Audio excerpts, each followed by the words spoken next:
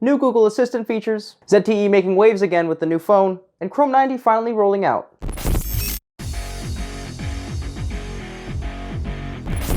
What's going on, guys? Welcome back to the show. My name is Abel with MUO Tech Bytes, here to bring you some of the latest tech news.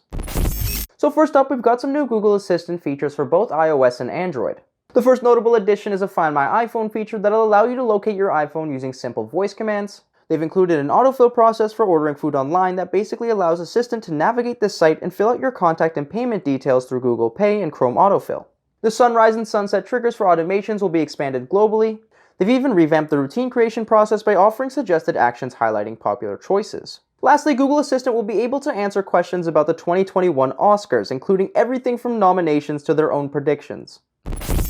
So ZTE made waves last year after releasing the first ever smartphone with an under-display selfie camera, the Axon 25G, and it looks like they're going for it again with the official announcement of the Axon 30 Ultra. But what's so special about this one? Well, it's a sub $1,000 smartphone with a pretty impressive high-end camera. It features a rear quad camera setup with three 64-megapixel cameras and an 8-megapixel 5x periscope lens. The primary lens comes with an extremely low f1.6 aperture and optical image stabilization, which should keep any movement out of your photos and videos. All in all, a pretty impressive camera that should rival the performance of much more expensive smartphones. And yes, the company has confirmed that this phone will eventually reach the US and Canada at a later date.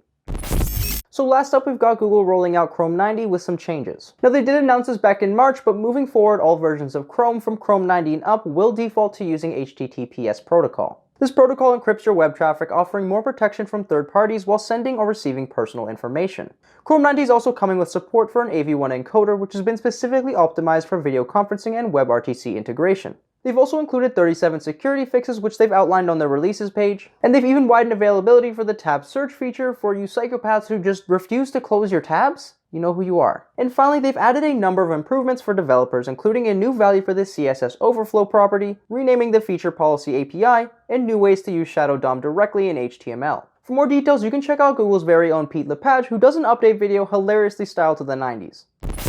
And that wraps up today's video, guys. As always, thank you so much for watching. My name is Abel with MUO Tech Bytes, and we will catch you in the next one.